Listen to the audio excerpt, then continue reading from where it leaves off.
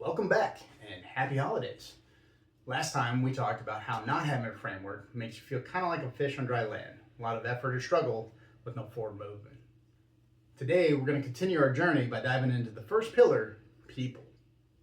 This is your relational capital like we talked about last time. And a lot of times people think that relationships are complicated, but in this framework we break it down into two fundamental gears: setting expectations and meeting expectations. Today, we're going to talk about how your behavior is like a broadcast signal and how to stop setting expectations you never meant to fulfill. I'm Matt, and this is what matters.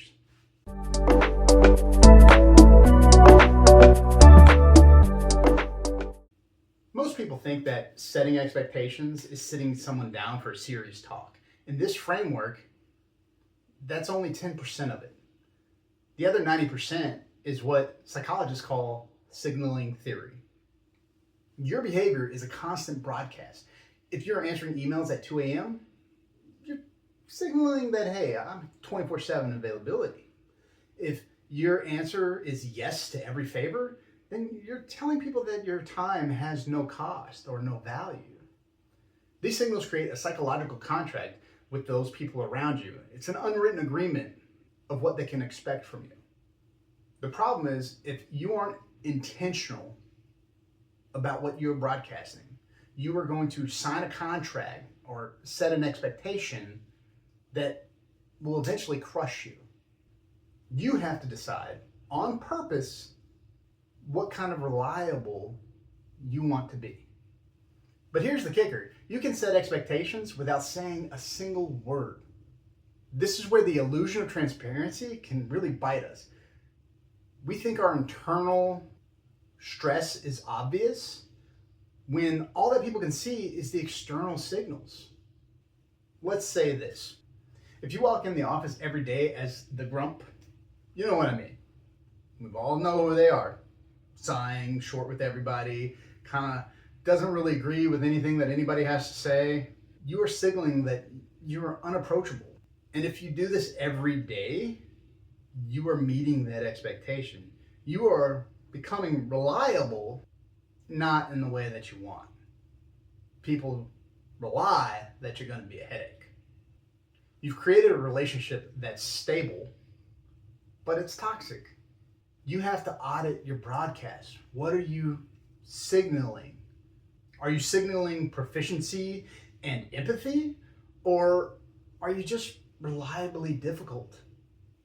If your broadcast is creating expectations that are overwhelming or crushing you, then you need a circuit breaker. This is what we call boundaries. In this framework, we define it like this: an expectation is an external projection on others to get them to do, think, or behave a certain way. It's what you want from the world. But when we internalize expectations, that's when we create a goal for ourselves.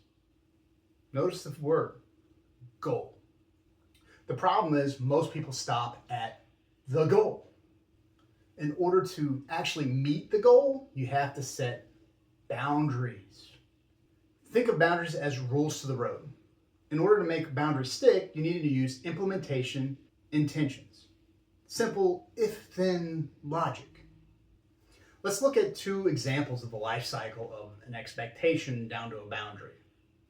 Let's first start with something that I think we can all relate to. The expectation is that our boss expects us to answer all emails even as late as 8 p.m.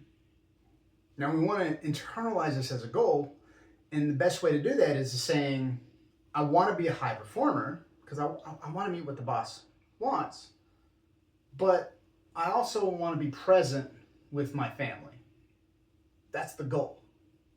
Now, in order to meet this goal, you need to create a boundary. If I receive non-emergency emails after 6 p.m., then I'll wait until after my morning coffee the next day before I respond. What this does is it allows you to create a boundary saying, I'm still going to respond to my boss like they want, but I'm going to be present for my family. It sets a boundary, it sets a rule set that allows you to meet your goal of still being a high performer, but being present for your family. Now, let's talk another example. And this one I really want you to listen to. I expect my friends to think of me as always reliable, the person that never lets them down. Now, that's the expectation. We need to internalize that as a goal. How? I want to be a person of integrity who honors their commitments. That's the goal. That meets the expectation if we can honor the goal. So what's the boundary?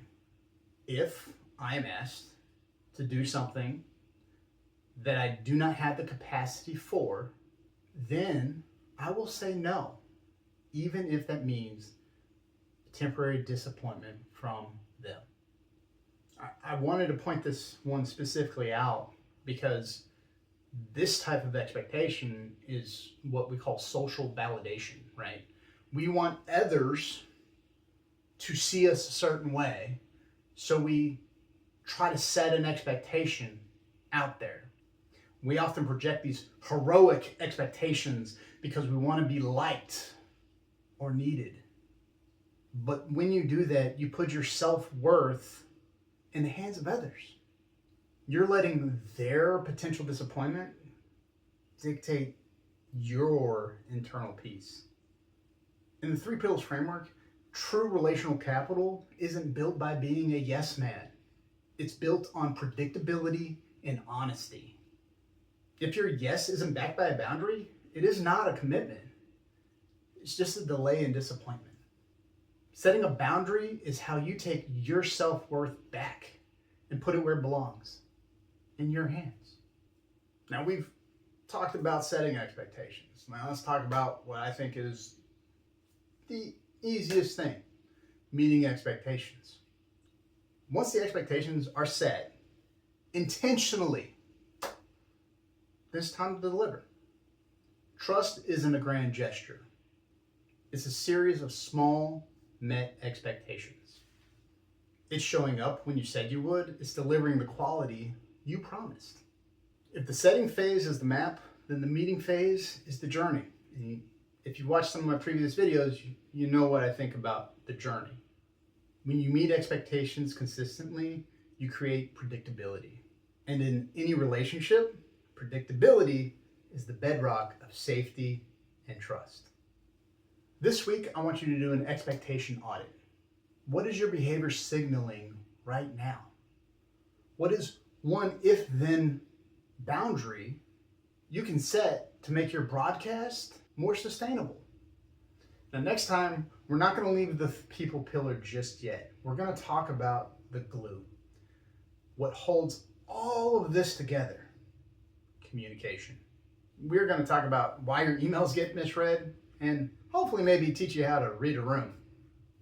As always, thanks for watching, and I'll see you next time. I'm Matt, and this is what matters.